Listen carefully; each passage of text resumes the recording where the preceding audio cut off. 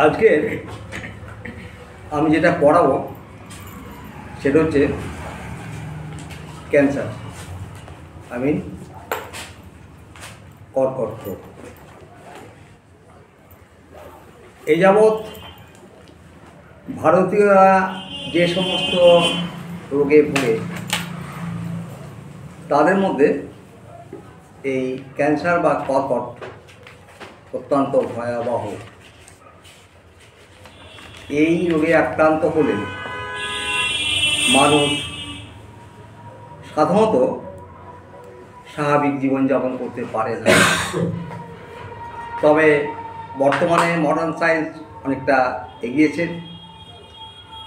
প্রাথমিক পর্যায়ে যদি রোগ ধরা পড়ে তাহলে অনেক ক্ষেত্রে রোগীর আয়ুকে দীর্ঘায়িত করা যায়। সাপে কামড়ে আমরা রোগীকে মরতে দেখি। তো আমাদের দেশে যত সাপ পাওয়া যায় তার অধিকাংশই বিষহীন সাপ। কিছু সাপ আছে যা বিষধর, যার কামড়ে মৃত্যু হওয়ার সম্ভাবনা অনেক বেশি।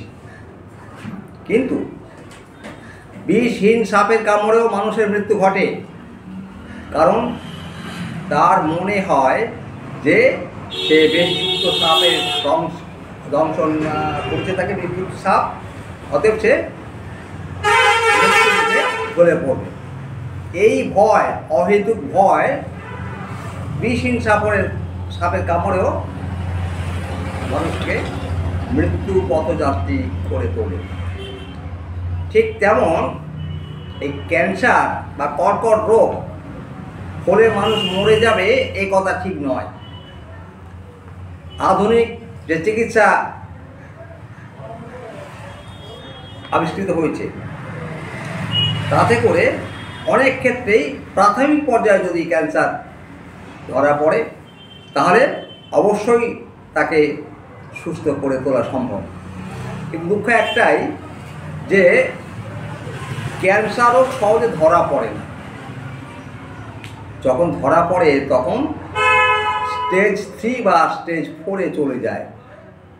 তাই ক্যান্সার থেকে নিষ্কৃতি পাওয়া খুব মুশকিল। ওই জন্য আমাদের অ্যালার্ট থাকতে হবে। আমাদের বুঝতে হবে যে সিমটমগুলো ক্যান্সারের, আগে থেকেই আমাদের অ্যালার্ট হতে হবে। আমাদের দেশের, বিশেষত তৃতীয় বিশ্বের যে দেশগুলো আছে, অর্থনৈতিক থেকে এরা অনেকে দুর্বল।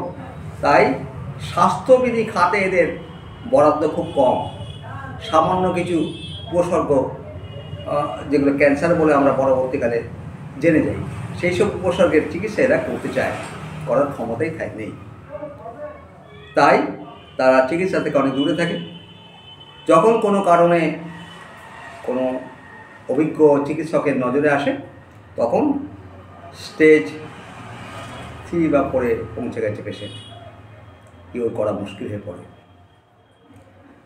তো আমরা যারা হোমিওপ্যাথি চিকিৎসক তারাও অনেক সময় ক্যান্সার রোগকে সারাতে পারি না। কারণটাই এক, যে যখন রোগটা ধরা পড়ে তখন এমন একটা পর্যায়ে পৌঁছয় যে ক্যান্সার রোগের স্বাভাবিক সিমটম ছাড়া অস্বাভাবিকতার কোনো চিহ্ন থাকে না। অথচ আমরা জানি যে হোমিওপ্যাথি চিকিৎসা করতে গেলে এই অস্বাভাবিক সিমটমগুলোর গুরুত্ব অপরিসীম। ইন্ডিভিজুয়াল সিমটম, রামের সঙ্গে রহিমের পার্থক্য, এইগুলো আমাদের খুব বেশি প্রয়োজনীয়। তো সেই সিমটমগুলো থাকে না, ফলে আমরাও ব্যর্থ হই ক্যান্সার আরোগ্য করতে। আমি নিজে আমার ব্যক্তিগত অভিজ্ঞতায় দেখেছি যে ক্যান্সার দুরারোগ্য নয়, আমরা সহজেই কিওর করতে পারি। আমার কয়েকটা ভিডিও আছে ইউটিউবে, সেগুলো তোমাদের দেখার জন্য বলছি, তোমরা ইচ্ছে করে দেখতে পারো। সেখানে প্রমাণ সহ আমরা ক্যান্সার রোগীকে ভালো রাখতে পেরেছি, ভালো আছে, এটা কিন্তু তোমরা ইউটিউবের ওই প্রমাণ সহ রোগীর বিবৃতি শুনলে জানতে পারো। তো এই ক্যান্সার তাহলে কাকে বলে ক্যান্সার আমাদের জানতে হবে, কী সিমটম ক্যান্সার ক্যারি করে সেটা জানতে হবে। আমরা একে একে সেগুলো বলার চেষ্টা করি। তো ক্যান্সারটা কি না, আমরা জানি যে আমাদের শরীরটা অসংখ্য কোষের সমষ্টি। তো এই কোষ যখন অস্বাভাবিকভাবে অনিয়ন্ত্রিতভাবে বৃদ্ধি পায় সেটাই ক্যান্সার। তাহলে অনিয়ন্ত্রিত এবং অস্বাভাবিক কোষ বৃদ্ধি রোগ মানে সিমটম সমূহকে বা রোগ সমূহকে আমরা ক্যান্সার বলে অভিহিত করি। তাহলে ক্যান্সার কি হলো না, অনিয়ন্ত্রিত এবং অস্বাভাবিক যে কোষের বৃদ্ধি, এটাই কিন্তু ক্যান্সার। তো ক্যান্সার কোথায় হয়? ক্যান্সার কোথায় হয় না, শুধু চুল আর নখ ছাড়া দেহে সর্বত্র হতে পারে। তবে সাধারণত যে জায়গাগুলো ক্যান্সার বেশি করে অ্যাটাক করে সেই জায়গাগুলো হচ্ছে গলা, মাড়ি, জিহ্বা, ফুসফুস, লিভার, মেয়েদের ইউটেরাস এবং স্তন। সাধারণত ক্যান্সার এইসব জায়গাগুলো হয়। তো ক্যান্সার কি সিমটম নিয়ে আসে, কি সিমটম থাকলে আমরা ক্যান্সার বলে সাসপেক্ট করব, বিভিন্ন পরীক্ষা নিরীক্ষা করব, করে আমরা কনফিউশনে আসবো, সিদ্ধান্তে আসবো যেটা ক্যান্সার হচ্ছে। তো সিমটমগুলো আমাদের জানতে হবে। কোনো কারণ ছাড়া যদি কোনো ব্যক্তির ওজন হ্রাস পায় তাহলে কিন্তু আমরা ক্যান্সার বলে সাসপেক্ট করতে পারি। এখন চোখের ক্যান্সার আর জিভের ক্যান্সার আর মলাশয়ের ক্যান্সারের সিমটম তো এক থাকে না। আমি জেনারেল ক্যান্সারের সিমটমগুলো বলছি, পরে অন্য ভিডিওর মাধ্যমে অন্য কোনো জায়গায় ক্যান্সার আক্রান্ত হলে তার কী সিমটম থাকে সেগুলো আমি আলাদা করে বলব।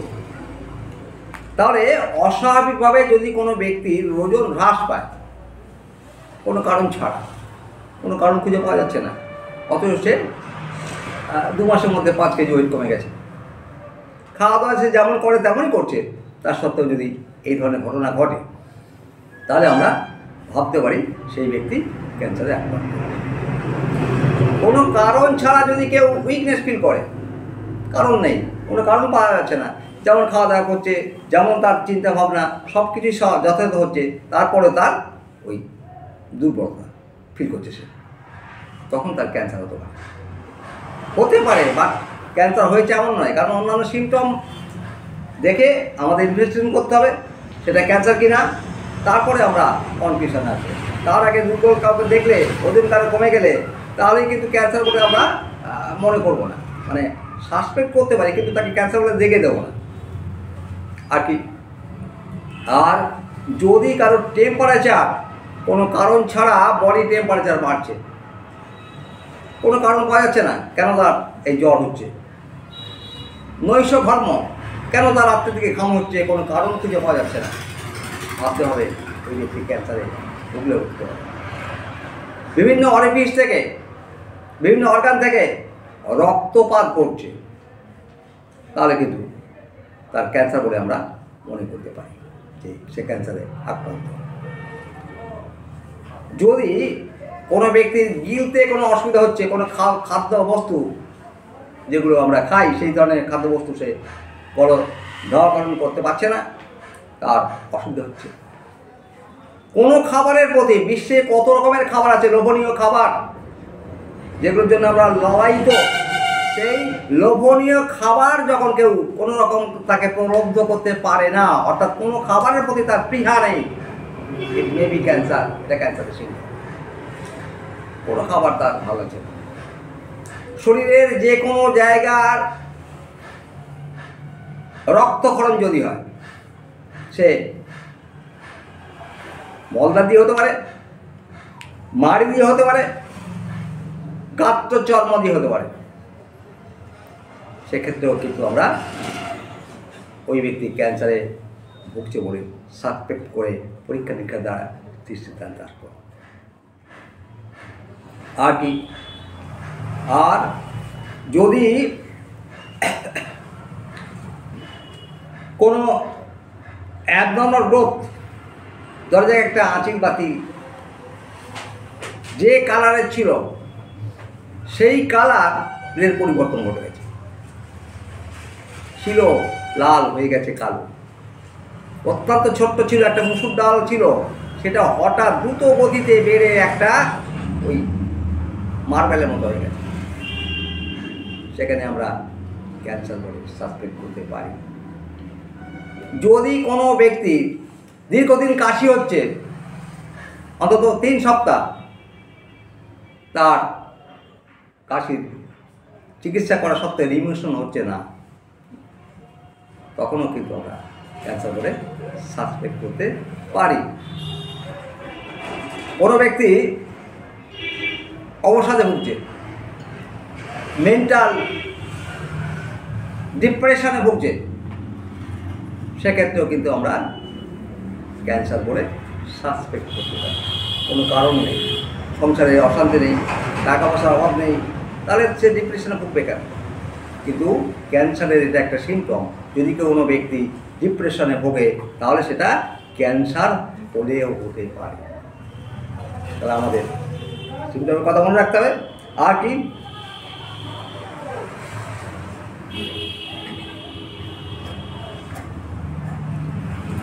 গায়ের মানে শরীরের যে স্কিন আছে সেই স্কিনের পরিবর্তন।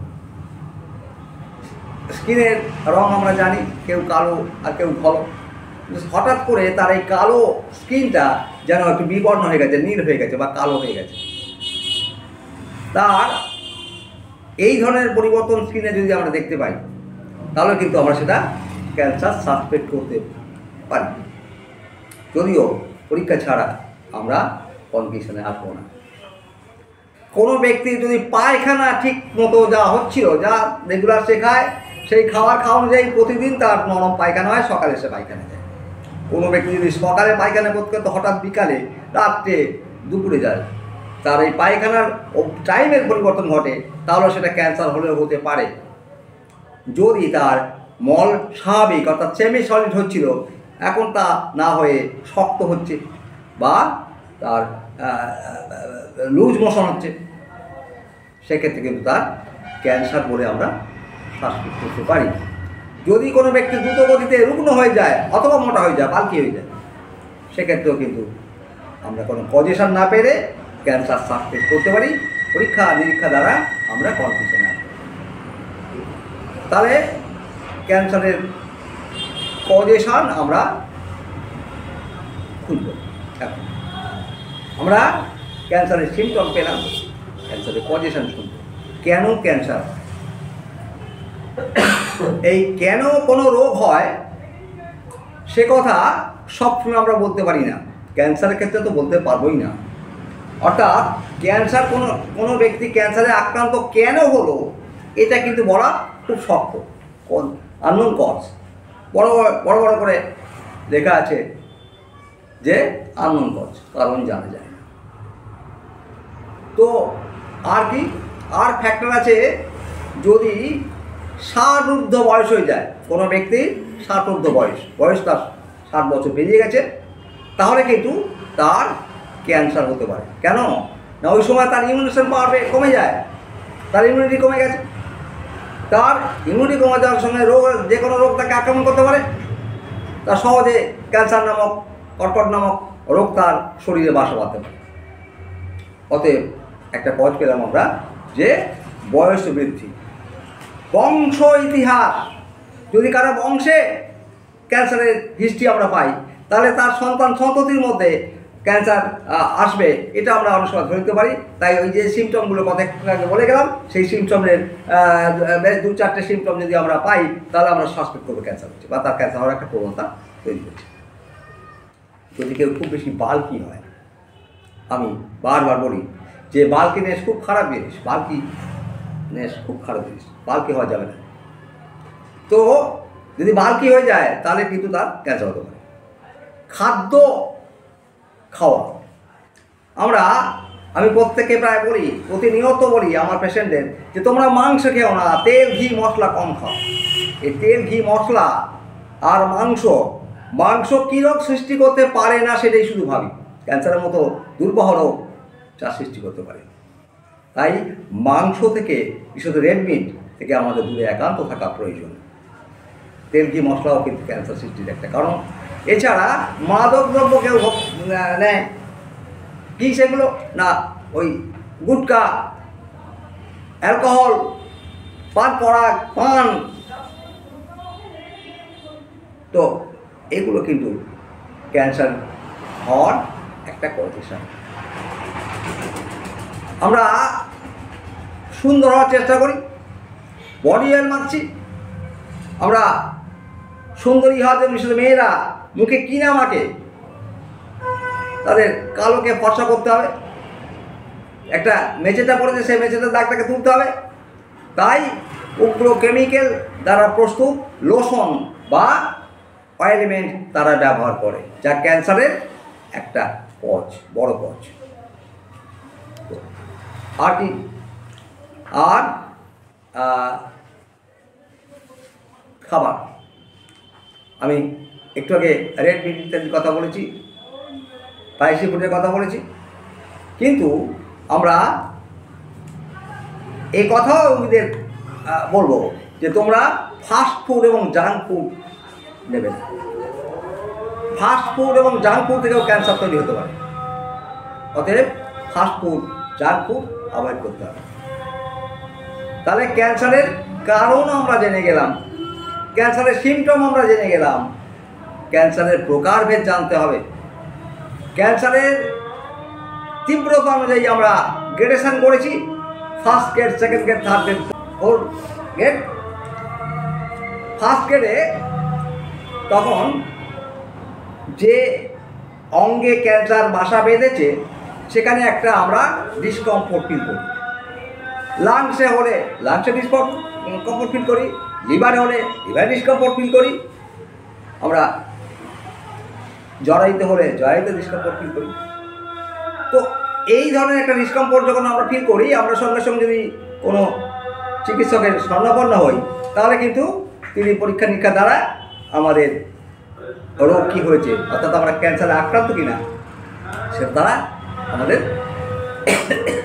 বলে দেন। আমাদের শ্রম, আমরা শ্রমবিমুখ, আমরা কেউ কাজ করি না, বসে থাকি। এখান থেকে 1 কিলোমিটার একটা বাজার, সেখান থেকে আমাকে মাছ, ডাল ইত্যাদি কিনতে হবে, আমরা আমাদের গাড়ি ব্যবহার করি, 4 চাকা না হলে 2 চাকার তো অভাব নেই, 2 চাকা ব্যবহার করি। এই যে দৈহিক শ্রম না করা, এক্সারসাইজ না করা, এটাও ক্যান্সারের কজ বলে আমরা জেনেছি। দৈহিক শ্রমের প্রয়োজন আছে। তাহলে আমরা দৈহিক শ্রম করবো, এক্সারসাইজ করবো, হাঁটাহাঁটি করবো। আমরা আমাদের প্রফেশন যদি হয় ওই ইট ভাঙা, কেমিক্যালের কোনো কাজ, চামড়া ফ্যাক্টরিতে কাজ, অ্যাসবেস্টসের ফ্যাক্টরিতে কাজ, রাস্তায় পিচ মানে রাস্তা সারের কাজ ইত্যাদি আমরা করি, সেক্ষেত্রেও কিন্তু ক্যান্সার আমাদের শরীরে বাসা বাঁধতে পারে। ক্যান্সারগুলোকে আমরা স্টেজ অনুযায়ী ভাগ করে দেখালাম, first grade, second grade, third grade, fourth grade. এখন আমরা অন্য দৃষ্টিকোণ থেকে ক্যান্সারকে ভাগ করছি। একটা হচ্ছে কার্সিনোমা। কার্সিনোমা কি না, যখন কোনো ব্যক্তির লাংস এফেক্ট হবে, তার গুচ্ছদ্বার মানে পায়খানার দ্বার এফেক্ট হবে, ব্রেস্ট এফেক্ট হবে, তখন সেগুলো লিভার এফেক্ট হবে, সেগুলো কিন্তু কার্সিনোমা নামক ক্যান্সার। যদি কোনো ব্যক্তির হাড় বা মাসল আক্রান্ত হয়, তাকে আমরা কি বলবো, সার্কোমা। তাহলে ক্যান্সার যদি কারো হাড়েও ক্যান্সার হতে পারে। কোন ক্যান্সার? তো হাড় যদি আক্রান্ত হয় বা মাসল আক্রান্ত হয়, কি বলে এটাকে, কার্সিনোমা আক্রান্ত হয়, তাহলে আমরা সেটাকে বলবো সার্কোমা। আর আমাদের শরীরে অসংখ্য লিম্ফ নোড আছে, সেই লিম্ফ নোডগুলো আমাদের শরীরকে সুস্থ রাখতে সাহায্য করে। সেই লিম্ফো নোড যদি আক্রান্ত হয় ক্যান্সার দ্বারা, তাহলে তাকে আমরা বলবো লিম্ফোমা। আর যদি রক্তে ক্যান্সারের বীজ তৈরি হয়, ক্যান্সার আক্রান্ত হয় রক্ত, তাকে বলবো লিউকোমিয়া। তাহলে আমরা ক্যান্সারকে 4টে ভাগে ভাগ করে দেখালাম। এবারে চিকিৎসা অ্যালোপ্যাথ বা মডার্ন সায়েন্সে ক্যান্সারের চিকিৎসা কী আছে? অপারেশন। যে জায়গায় ক্যান্সার হয়েছে সেই জায়গার এবং তার আশেপাশের যে সেলগুলো রয়েছে সেগুলো রিমুভ করা বাই সার্জন, ছুরি কাছে দিয়ে সেগুলোকে সরিয়ে দেওয়া। আর কি? রেডিওথেরাপি, যেখানে যে অঙ্গে ক্যান্সার আক্রান্ত হয়েছে পেশেন্ট, সেই অঙ্গ, সেই জায়গা এবং তার আশেপাশের জায়গাটা রে দিয়ে পুড়িয়ে দেওয়া। আর কি? কেমোথেরাপি, কিছু ওষুধ আছে ট্যাবলেট ফর্মে, লিকুইড ফর্মে, যেগুলো ক্যান্সার আক্রান্ত রোগীকে দেওয়া হয়। কোনো কোনো ক্ষেত্রে এগুলো শিরার মাধ্যমে ইনজেক্ট করে আক্রান্ত রোগীর দেহে প্রবেশ করানো হয়। আর হরমোন থেরাপি। এইভাবে আধুনিক চিকিৎসায় ক্যান্সার রোগের চিকিৎসা করা হয়।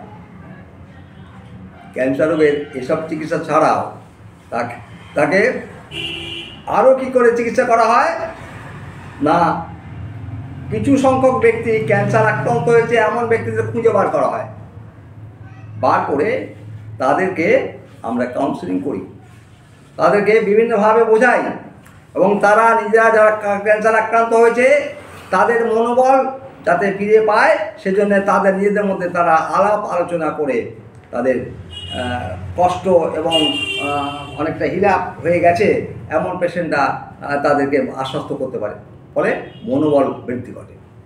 এক্ষেত্রে ক্যান্সার কিন্তু অনেক সময় সুস্থতার পথে অগ্রসর। অর্থাৎ মন সবচেয়ে বড়, যেটা তোমাদের হোমিওপ্যাথি ডাক্তাররা জানো, সেই মনের ওপরে থেকে তাদের যে পেশা, যে মৃত্যু ভয়, যে আতঙ্ক, সেগুলোকে কাটাতে হবে। তাহলে কিন্তু তার পরমায়ু দীর্ঘায়িত হবে। ক্যান্সার নামক রোগও ওই মানসিক প্রফুল্লতার কাছে হার স্বীকার করতে বাধ্য। এখন আমরা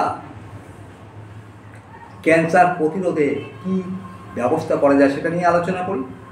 অর্থাৎ ক্যান্সার যাতে না হয় সেজন্য আমাদের কি করতে হবে? আমাদের সুষম খাবার গ্রহণ করতে হবে।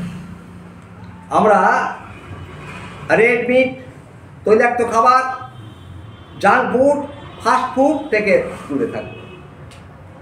আমরা রীতিমতো এক্সারসাইজ করব, পরিশ্রম করব, দৈহিক শ্রম, মানসিক শ্রম আমরা সম্পন্ন করব। তাহলে আমরা ক্যান্সারের হাত থেকে আমরা মৃত আহার করব, অর্থাৎ আমাদের শরীরে যতখানি প্রয়োজন সেইটুকু খাবার আমরা গ্রহণ করব। আমরা অতিরিক্ত খাবার গ্রহণ করব না। তেল ঘি মশলা তো ইতিপূর্বে বলেছি যেগুলো খাওয়া যাবে না বেশি। আর কি? আর এক্সারসাইজের কথা বলেছি, যে এক্সারসাইজ করতে হবে আমাদের, ওইসব করতে হবে। তাহলে বাল্কিনেস থাকলে সেই শরীরের মেদ কমাতে হবে। তা এইগুলো করলে আমরা ক্যান্সারকে প্রতিরোধ করতে পারবো, ক্যান্সারের হাত থেকে আমরা অনেকাংশ দূরে থাকতে পারবো। আর কি? ক্যান্সার সম্পর্কে মানুষকে সচেতনতার শিক্ষা দেবে। অর্থাৎ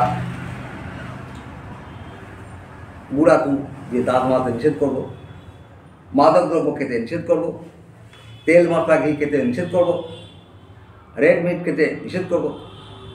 এগুলো কিন্তু মানুষকে এইভাবে সচেতন করতে হবে। কায়িক শ্রম, মানসিক শ্রম করতে উপদেশ দেব। তো এইগুলো করে আমরা ক্যান্সারের হাত থেকে রেহাই পেতে পারি।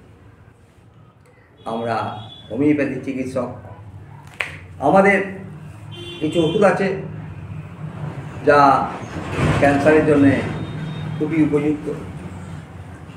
হোমিওপ্যাথি কী রোগের চিকিৎসা নেই আমি মাঝে মাঝে ভাবি, কিন্তু দুর্ভাগ্য হোমিওপ্যাথি ডাক্তার খুঁজে পাই না যারা যথাযথ হোমিওপ্যাথি ওষুধ প্রয়োগ করে কোনো ডিজিজ কিওর করবে। অধিকাংশ ক্ষেত্রেই আমরা দেখি প্যালিয়েশন করে 4টে ওষুধ, বায়োকেমিক, আদার তিনচার, পেটের দাগ ইত্যাদি দিয়ে কোনো বড় রোগ বা ক্রনিক ডিজিজকে কিওর করা যাবে না, যায় না। তাহলে হোমিওপ্যাথিটাই তাহলে মিথ্যা হয়ে গেল। হোমিওপ্যাথি সত্যের উপর প্রতিষ্ঠিত, তাই সেখানে যে নিয়ম নীতি আছে, সিঙ্গেল মেডিসিন, মিনিমাম ডোজ, এগুলোকে ফলো করতে হবে। করলে যে কোনো রোগ, শুধু ক্যান্সার নয়, থ্যালাসেমিয়া নামক দুরারোগ্য রোগ থেকেও আমরা রুগীকে আরোগ্যের পথে নিতে পারি। তো আমাদের কী ওষুধ হবে? আমাদের হোমিওপ্যাথিতে কী ওষুধ হবে কোন রোগের, এরকম কোনো বাধা ধরা কোনো ওষুধ নেই কোনো রোগের জন্য। আমাদের সিমটমোলজি ফলো করতে হবে, যার সিমটমের সঙ্গে আর ওই আক্রান্ত ক্যান্সার আক্রান্ত রোগীর সিমটমের মিল হবে তাকে সেটা প্রয়োগ করব। আমার এই মুহূর্তে কয়েকজন ক্যান্সার রোগী আমি চিকিৎসা করছি, তো তাদের মধ্যে কাউকে আমি গ্রাফাইটিস, কাউকে হাইড্রোলক্কা, কাউকে আয়োডিয়াম, এবং কাউকে ক্রিয়েজোটাম, এবং কাউকে আমরা নাইট্রিক অ্যাসিডের মতো উইপন দিয়ে তার ক্যান্সার রোগের মোকাবিলা করে চলেছি। অনেকে সুস্থ করতে পেরেছি, অনেকে সুস্থতার পথে। 2-4টে ভিডিও আমার ইউটিউবে করা আছে প্রমাণসহ। তো আমরা কী সিমটম পেলে কী ওষুধ প্রয়োগ করবো, কখন, সেটা আমাদের একটু আলোচনা করার দরকার। আমি কয়েকটা ওষুধ নিয়ে একটু বলছি। গ্রাফাইটিস নামক ওষুধ আছে, যেটা ক্যান্সারের জন্য খুব বেশি প্রয়োজনীয় ওষুধ। তো গ্রাফাইটিসের সিমটম মনে রাখতে হবে। তোমরা যারা ম্যাথমেটিকা পড়েছো তারা নিশ্চয়ই জানো যে গ্রাফাইটিসের কনস্টিটিউশন মোটা, ফাটা, চটা ইত্যাদি ইত্যাদি। গ্রাফাইটিসের ক্যান্সার স্কিনের ওপর হতে পারে, গলায় হতে পারে, ব্রেস্টে হতে পারে, ইউটারাসে হতে পারে, লিভারে হতে পারে, স্টমাকে হতে পারে। অর্থাৎ ক্যান্সারের খুব ভালো হোমিওপ্যাথি ওষুধের নাম হচ্ছে গ্রাফাইটিস, কিন্তু সিমটম মেলাতে হবে। উইদাউট সিমটমে ক্যান্সার হয়েছে আর তাকে গ্রাফাইটিস দিয়ে দেবে, তো ছাড়বে না। এই গ্রাফাইটিস রোগীকে কেমন দেখতে আমি একটু আগে বলেছি। এরা হেমারেজিক ডায়াসিসিস, চিনি পেশেন্ট বা এয়ার হাঙ্গারনেস রয়েছে তার মধ্যে। সে খুবই মোটা, তার গায়ে স্কিন ডিজিজ ছিল অথবা আছে, পজিশন সে স্কিন ডিজিজ সাপ্রেস করেছিল, তাই তার এই দুরারোগ্য ক্যান্সার আক্রান্ত হয়েছে, সে ক্যান্সার আক্রান্ত হয়েছে। আমরা যারা হোমিওপ্যাথিক চিকিৎসক তারা সর্বদা পেশেন্টকে স্কিন ডিজিজ সাপ্রেস করা থেকে বিরত করব। পেশেন্ট যদি চলে যায় যাক, চিকিৎসা আমার কাছে না করে দীর্ঘমেয়াদী চিকিৎসা করতে হবে স্কিন ডিজিজের। যদি কোনো পেশেন্ট চলে যায় যাবে, আমরা লোভাতুর হয়ে তার কাছে ওই যেমন হোক একটা ওষুধ দিয়ে অ্যাপ্লিকেশন করে, লোকাল অ্যাপ্লিকেশন করিয়ে মলম বা অন্য কিছু দিয়ে যেন সাপ্রেস করে না ফেলি, তাহলে কিন্তু দুরারোগ্য ব্যাধি হবে। আমি ক্যান্সারের আক্রান্ত এমন রোগী দেখেছি যে আপনার স্কিন ডিজিজ সাপ্রেশন ক্যান্সার করিয়েছে, তাকে গ্রাফাইটিসের মতো উল্লেখযোগ্য। গ্রাফাইটিসের কী সিমটম থাকবে? গ্রাফাইটিস মেন্টালি কোনো স্থির সিদ্ধান্ত আসতে পারে না, সবসময় একটা হেজিটেশন আছে। সে গান বাজনা শুনতে পছন্দ করে না, সে এমনি শুনতে পায় না, কিন্তু যদি সে গাড়ি ঘোড়া শব্দে হচ্ছে এমন অবস্থা হয়, বা গাড়ি ঘোড়াতে করে সে যদি কোথাও যায়, ওই গাড়ি ঘোড়ার যে শব্দ তার মতো সে ভালো শুনতে পায়। এটা বিরাট ভালো সিমটম গ্রাফাইটিসের জন্য। নাইট্রিক অ্যাসিডের ওই সিমটম আছে। আর কি, তার গায়ে চামড়া রোগ, আমি ইতিপূর্বে বলেছি, আবারও বলছি যে এত বেশি এটা গুরুত্বপূর্ণ কথা যে আমি বারবার বলছি, চামড়া রোগ তার ছিল অথবা আছে, এবং সেই চামড়া রোগের বিশেষ বৈশিষ্ট্য হচ্ছে সেখান থেকে ওই চটচটে আর রস বেরিয়ে আসবে লাইক হনি, মধুর মতো চিটচিট করবে, গাঢ় রস। তার কনস্টিটিউশন সবসময় থাকবে। গ্রাফাইটের কনস্টিটিউশন সাধারণত গরু বা ছাগল যেমন মলত্যাগ করে শক্ত এবং বলের মতো টুকরো হয়ে কালো কালো, ও সেখানে মিউকাস থ্রেড থাকে, গ্রাফাইটের পেশেন্টের এরকম থাকে। তাই বলে এই নয় যে গ্রাফাইটের ডায়রিয়া হতে পারে না, ডায়রিয়া আছে গ্রাফাইটের। আর কি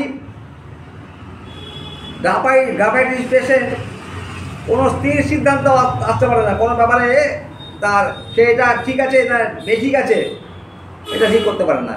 গ্রাফাইটিসের মনে কোনো হাসি নেই, সবসময় একটা বিষণ্ণতা তাকে গ্রাস করেছে। সে কি খেতে চায় আর কি খেতে চায় না। গ্রাফাইটিস কি খেতে চায়? হ্যাঁ, কি খেতে চায়? গ্রাফাইটিস দুধ খেতে চায়, মিষ্টি খেতে চায় না। আর কি গ্রাফাইটিস ঘাম আছে? ঘাম নেই? কেমন? সে মাংস খেতে চায় না, আর সর খেতে চায় না, আর মিষ্টি খেতে চায় না। আর খেতে চায় যেগুলো সেগুলো হচ্ছে দুধ, গরম দুধ। আর গ্রাফাইটিসের যে কোনো রোগ বেড়ে যায় যদি উষ্ণতা প্রয়োগ করা হয়, রাত্রে বেড়ে যায়, যদি সে আনকাওয়ারিক অবস্থা থাকে তাহলে বেড়ে যায়, যদি সে ঠান্ডা কোনো খাবার খায় তার রোগ বেড়ে যায়। অর্থাৎ ক্যান্সারে যে জায়গায় আক্রান্ত হয়েছে যদি সেখানে সে গরম প্রয়োগ করে তাহলে তার যন্ত্রণা বেড়ে যাবে। আর জ্বালা, গ্রাফাইটিস জ্বালা আছে কিন্তু। আর কি রাত্রে তার ওই জ্বালা যন্ত্রণা, যে ক্যান্সার আক্রান্ত অংশ সেখানে কিন্তু জ্বালা যন্ত্রণা বেশি করে হবে, তার ডিসকমফোর্ট সেই কারণে বেশি হবে। আর কমে যাবে কিসে? হ্যাঁ, যদি হাওয়া করা হয় কমে যাবে। আর কি করলে কমবে? ওয়ান ড্রিঙ্ক যদি সে করে, ওয়ান কোনো খাবার যদি তার গায়ে কোনো চাদর জড়িয়ে দেওয়া হয়, র্যাপার যদি দিয়ে দেওয়া হয়, তাহলে কিন্তু তার আক্রান্ত অংশটা যে জ্বালা যে যন্ত্রণা সেগুলো নিবৃত্তি করবে। আমরা এখন নাইট্রিক অ্যাসিডের দিকে এগিয়ে যাই। নাইট্রিক অ্যাসিডও ওই ক্যান্সারের ভালো হোমিওপ্যাথি ওষুধ। তো কী সিমটম থাকবে না? লিন অ্যান্ড থিন, রোগা পটকা, গায়ের রং কালো, আর তার হ্যাঁ রক্তস্রাব প্রবণ ধাতু, তার নাক দিয়ে মুখ দিয়ে দাঁত দিয়ে বিভিন্ন জায়গা থেকে মলদার দিয়ে রক্তস্রাবের একটা ব্যাপার থাকবে, তার রেভেঞ্চুর মনোভাব থাকবে। সে সাধারণত নরম বা পাতলা পায়খানা করে, পশ্চিমকালে তার কনস্টিটিউশন থাকতে পারে বা শক্ত পায়খানা থাকতে পারে। রেভেঞ্চুর মনোভাব আছে, পেচ্ছাপে তার দুর্গন্ধ আছে, সে চিনি পেশেন্ট, এগুলো তার মধ্যে থাকবে। তো প্রতিহিংসা পরায়ণসে, তাহলে এই যে সিমটম, এই সিমটমগুলো যদি করসপন্ডেন্স করে, আর তার মুখে দুর্গন্ধ, তার পেচ্ছাপ দুর্গন্ধ, তার পায়খানা দুর্গন্ধ, তার মুখ দিয়ে লালা পড়ে, এইসব যদি থাকে তাহলে তাকে আমরা নাইট্রিক অ্যাসিড নামক ওষুধ প্রয়োগ করব। এখন আমরা ল্যাকেসিসের কথা ভাবি। ল্যাকেসিসও ক্যান্সারের খুব ভালো ওষুধ। যদি শরীরের বাঁ দিকে আক্রান্ত হয়, বাঁ দিকে লাংস আক্রান্ত হয়েছে, বাঁ দিকের গলা আক্রান্ত হয়েছে, বাঁ দিকের ইটাস বা বাঁ দিকের ডিম্বাশয় আক্রান্ত হয়েছে, বা বাঁ দিক থেকে ডান দিকে চলে এসেছে, বা ইটাসে তার ক্যান্সার তৈরি হয়েছে, গলার ক্যান্সারের খুব ভালো ওষুধের নাম হচ্ছে ল্যাকেসিস। সে অত্যন্ত রোগা পটকা, সে প্রচুর কথা বলে, হট পেশেন্ট, তার রক্তস্রাব প্রবণ ধাতু সে। তো এসব যদি থাকে আর ঘুমের মধ্যে বা ঘুমের অব্যহিত পরে তার ওই ক্যান্সারের বা অন্য কোনো রোগ লক্ষণের যদি বৃদ্ধি থাকে, তাহলে আমরা তাকে ল্যাকেসিস নামক ওষুধ প্রয়োগ করে সুস্থ করতে পারব। আর কি আয়োডিয়াম ক্যান্সারের খুব ভালো ওষুধ। আয়োডিয়ামের পেশেন্ট কীরকম? সে রুগ্ন, কেমন? সে সবসময় খাই ভাব, দ্রুত গতিতে কাজ করে। হট পেশেন্ট, তার শরীরের বিভিন্ন গ্ল্যান্ডগুলো বেড়ে যায়, সেই গ্ল্যান্ডে ক্যান্সার হতে পারে। তার মেমোরি গ্ল্যান্ডটা শুকিয়ে যায়, মেমোরি গ্ল্যান্ডে ক্যান্সার হতে পারে। তো ঠান্ডা তার ভালো লাগে, সে ফরগেটফুলনেস, সহজে সে ভুলে যায়। এইসব সিমটম যদি থাকে তাহলে তাকে আমরা আয়োডিয়াম নামক ওষুধ দিয়ে সুস্থ করতে পারব। এছাড়া আরও অনেক ওষুধ আছে। আমি যে ওষুধগুলোর কথা বললাম সেই ওষুধ একটা থেকে আরেকটা রূপান্তরিত দিতে পারে, ট্রান্সফার হতে পারে। কাউকে দিয়েছিলাম ল্যাকেসিস, পরবর্তীকালে অন্য ওষুধ আসতে পারে। কাকে দিয়েছিলাম গ্রাফাইটিস, পরবর্তীকালে অন্য ওষুধ আসতে পারে। সিমটম হোমিওপ্যাথির যে প্রিন্সিপাল, সেই প্রিন্সিপাল ফলো করে আমাদের সেখানে চিকিৎসা করতে হবে। ক্যান্সারের আরও অনেক ওষুধ আছে। আমি গুটি কয়েক ওষুধ নিয়ে ক্যান্সারের মোকাবিলার কথা বললাম। সেই কটা ওষুধ নিয়ে শুধু আমরা মোকাবিলা করতে পারবো না। আমাদের ম্যাথমেটিকা যদি ভালো করে পড়া থাকে তাহলে আমরা আরও অনেক ওষুধের সিমটমের সঙ্গে আর ক্যান্সার আক্রান্ত ব্যক্তির সিমটমের সঙ্গে মিলিয়ে তাকে ঠিক ওষুধ প্রয়োগ করে আমরা সুস্থ করতে পারব। এখানে শেষ করি। অনেকে সুগার হয়।